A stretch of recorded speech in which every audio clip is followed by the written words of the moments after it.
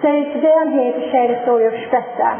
Shpresa means hope in Albanian language, and we work with the Albanian-speaking community that are from Albania, Kosovo and Macedonia. Our mission is to enable Albanian-speaking community to settle and fully participate in society and realize their full potential. We want to promote a positive identity and recognition of our community's culture and linguistic heritage, both among the Albanian-speaking and wider society, so that we can contribute to the community cohesion in the UK. I would like you to listen to this story before I...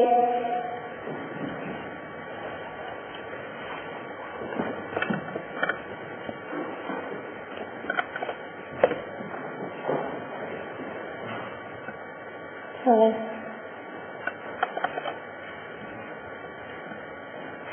Technician, help you please.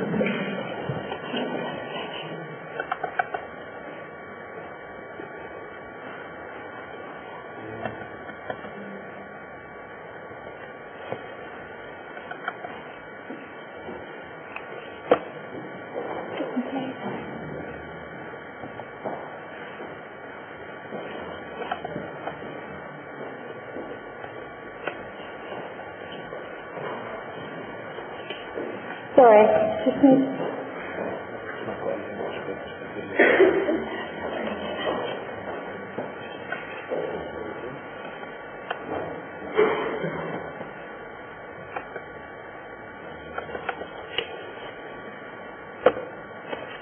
Well, it doesn't play. The technique sometimes lets you down, so probably I need to go through what I had in mind, through one of the stories of, our users. One of, our users came here in 1999, and everything that she had was lost, destroyed, and she found herself lonely, put in a bubble, waiting for Home Office decision for a number of years. She felt lonely, isolated, and developed depression, went to mental health services, but she couldn't find, all the services were there, but they weren't able to give her the right hope on how she can build her future here. She wanted someone that is like her, that had gone through the experience and had helped, had come over and did something different, had built her life here.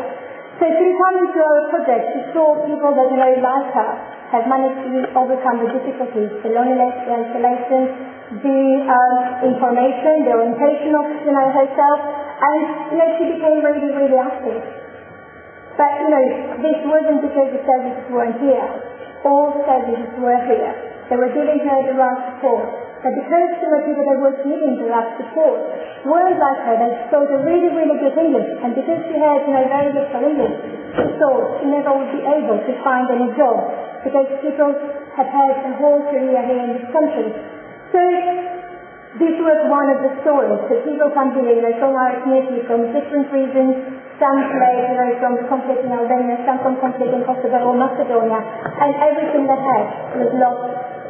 Everything that they had built back, they had to start from scratch. They couldn't even speak the language. So, look at this again.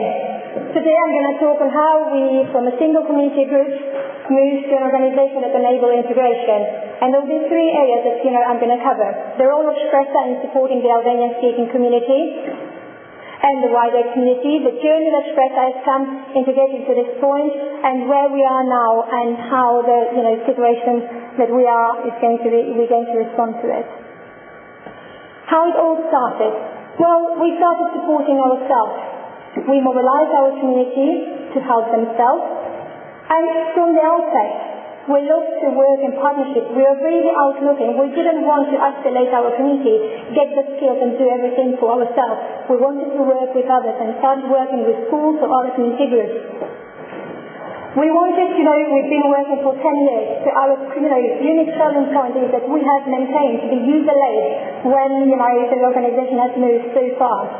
And becoming creative and look our work through different angles, as long as it meets, our mission. And we have been able to create role models. Albanian-speaking people have come here in the last 10, 15 years, but there weren't any role models. So there is just one way to be successful. What we have up and running at the moment, we've got a women's project, which at the moment, we have got the thing for the 3 years working with those suffering from mental health issues, and the project is quite unique in itself. We as an organization don't want to be experts to work with Shpresa, but work in partnership with other organizations such as Women's Therapy Center. So basically, those people from mental health organization, Women's Therapy Center, couldn't have access to our women because mental health issues are something that, our people don't talk about it. There is quite, a stigma into it.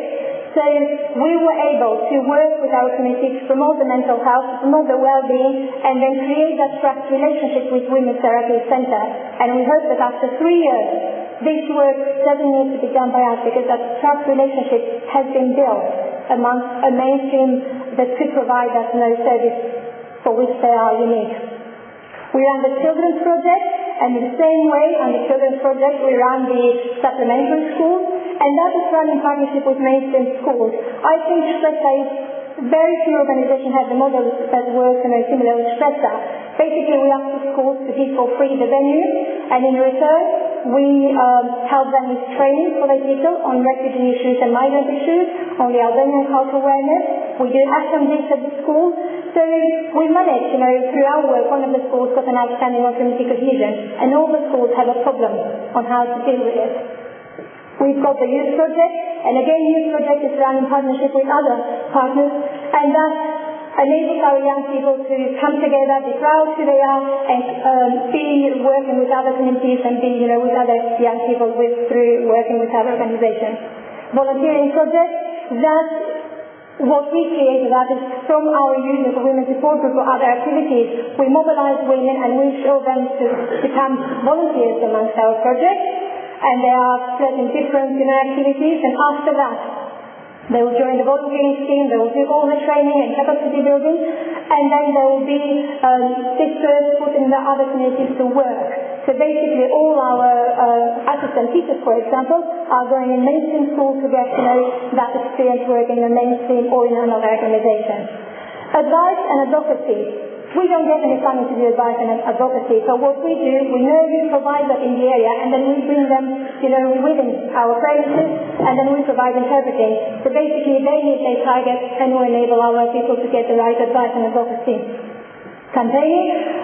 We know quite a lot of campaigns that matter to our community. So we do, some of them are specific for our community, but some are for others. So we have joined Telco as a member organization, and we take part in Splendid into Citizen campaign. We get the Safe City campaign, as well as we've got our own campaign. So we did a small campaign that worked with the banks to enable people that didn't have the right IDs to get a bank account, and that was really successful. At the moment, we're running a campaign to get the Albanian languages to GCSE. And we run a number of cultural events, and we use these events to promote role models, to promote the successes, to share our experience with others. Well, to be successful, same rules apply. Knowing what you want to achieve and how to achieve it. Identify who can actually help you and what is in it for them. Sometimes, not always the solution is money. So that's when you look for them, when the only solution is money. And develop yourself as well as your organization. Well, I think only 3 things you need to know. No one knows everything. All that join up partnership work isn't actually joined up from the top. We know quite a lot of big players that are not working together, but we, grassroots have to work together. And partnership matchmaking works when the honesty and respect are called that relationship. Well, it's not only these 3, so there are a bit more. So, okay, for us to be successful, we need to know who is involved, who are the case leaders, key people that need to address that issue, what can we offer as an organization, plans, strategies that we have in place, what is in it for them. And quite a lot of big organizations don't know that we can help to meet their targets. So you go to them and say, this is how I can help you. And what is success, like? Well, you are the expert, through your, capacity, through working with your users, what success will be like in the eyes of other people. And how do you know that? So, base your facts on reality, maybe because of your experience, because of the research that is done, or plans or policies. And who are the key people to lead, us to the success? Well, it's your board, your team, your users, your partners, the researchers, the external evaluators, and the list can continue. But we need to be real. Don't dream on day time. Money doesn't go in trees. And we know that from our family, if you've got 2 kids and one says, I want money, and you say, well, why do you need the money? So they have to make a case for you, to give the money. This is, the relationship with the funders. Yes, we need the money. So, we need to be really, really unique on the way that we sell, that what we're going to, do with the money. And don't gamble. Know your battles and plan to fight, and prepare to be wounded but not dead. Well, what are the key factors on Shpresa's success? Well, I think, our project is quite inclusiveness, it's cultural identity, problem solving, know-how, focus on women and young people, progressive steps, understanding the UK and getting the UK to understand us, keen to share the learning and working with others. And under each, topic, why do you think that, why we think that inclusiveness is, a factor in our success? Well, Shpresa has a very strong culture of family, friendship, solidarity, and warmth. And these rise to high levels of trust and openness. It also sends out a message of inclusiveness to newcomers so they can come full advantage of the opportunities as quickly as possible. Cultural identity. Well, we think that before anything else, people need to be proud of who they are, so they will be able to better, integrate.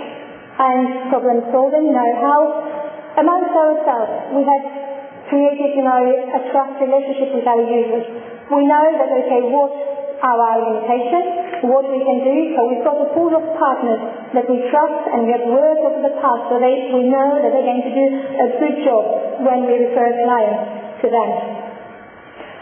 Well, over those 7 years, our work has been focused on women and young people, and this hasn't been done purposely. But I think that has been the group that, really came together and they wanted us to do things. And that's why, I think we've been quite successful, because, through the family, we have targeted 3/4 of the family. And understanding the UK and getting the UK to understand us. Well, lots of our people, that, youth, I would say, this has said to us, okay, without, your support, we wouldn't have been involved on the volunteering work, we wouldn't have been involved on getting further training or having a job. So then what we do, we showcase that, at different local events. So they successes are promoted at volunteer centres when they've got events. So we use all the local events to promote our work through performances, through presentations, so people get to understand us as well, so we don't get isolated. Well, I think this is the past. Normally we apply for funding and maybe we were quite successful, and then we delivered services. Is this the case? Well, it's a crunch, it's recession, it's changes of government. Current content, well, less money for more, big society, all the buzzwords, and then cuts, savings, and we have to stay on cuts. The present, and I'm quite happy that they come after each other. We've got a government with 2 leaders, and a conservative liberal government that needs to have 5,000 leaders, a big society, and then we have to have a say on the cut amongst, all the whole society. Well, this is challenges and opportunities, and this is the phrase that, you should never let a serious crisis go to waste. That will help us all to really, really see ourselves and our organisation and how we can, operate, how we can continue to deliver our services. So how we can maximize our impact? Well, I think it's through building relationships and make friends. Find out who has a seat at the table and money available as well. Build your evidence base. A kilo fact goes a long way, and we all know that. Send some escalation, maybe, or continue to be the voice of your users. What is in it for me? No, for all the partners, for you. Well, this is how can your staff help others to achieve their aim. And what is your angle? How you see yourself And you have to think about localism, targets, efficiency saving, public services, and lots more. Well, your users don't know what politics is about, what cuts you need to make. They trust you because you have listened to them. You have done something different. And you have helped them in the past. So you have promised that you will be there for them in difficult times.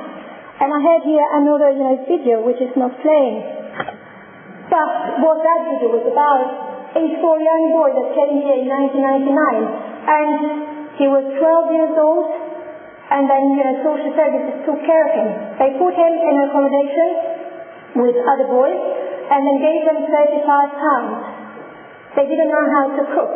They were left there, so they went in turn to chicken and chip shop to buy food, because that was breaded food. And they were hanging around, he was quite involved in trouble, and what happened is that, someone talked about Shpresa, and he really was, didn't want to mix with, people, so he just gave it a go. And he really liked, our project. He liked the way that, we treated him and other young boys. We used traditional dancing as a way of engaging with young people, because that is a activity that, all people, all those skills are used at birthdays, weddings, to all the celebrations. And through that, we managed to get them, quite proud who they are. And they took their performances to their schools. Now, he is a youth worker, he has finished his university, but he says that he wouldn't have done that without the support of Shpresa. So this is what I wanted to say. People don't know about the cup. They need your support, and they need your hands to be able to come ashore. Well, just don't forget, most of policy making is uninformed, incoherent, random. There is still time for us, a better place for us to, to be able to, those policies are not, at this level. And, well, we must be part of a big society. Maybe we are in a small number, so we have to have our say. And, I just would like to thank you for listening to, our story and to my presentation. And I hope to work with you all in future.